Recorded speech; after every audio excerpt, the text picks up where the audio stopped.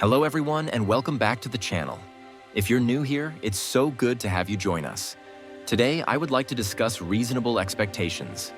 To understand this rather complicated topic, we must start with the basics and work our way toward defining what is reasonable and what are expectations.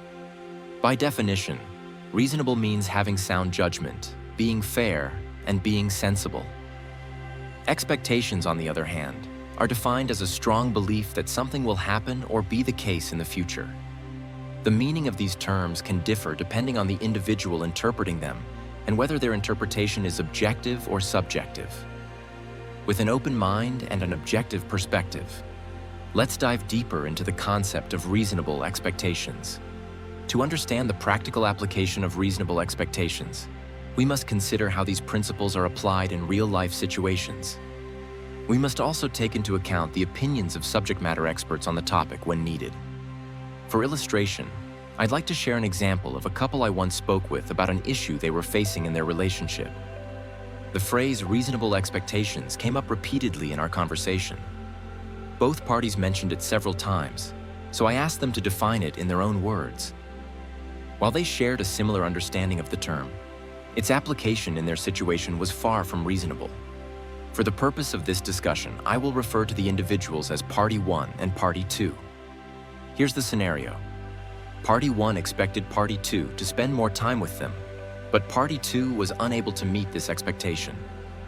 At first glance, Party 1's expectations seemed reasonable. However, the details revealed a different story. Party 2 had recently been promoted to a high-profile job that required extensive travel and brought additional responsibilities. This promotion had been a dream for years, something both parties had wished for. Rejecting the promotion would not only have jeopardized Party 2's career, but could have also risked their current position. The new role offered financial and professional rewards that significantly improved their quality of life. Given these circumstances, what initially seemed like a reasonable expectation from Party 1 was, in fact, unreasonable when viewed in context. This is why I always encourage people to gather the full story, including minute details that are often overlooked. Before forming an opinion or giving advice, we should aim to walk in another person's shoes to truly understand their perspective. With this in mind, I urge everyone to consider the concept of reasonable expectations carefully.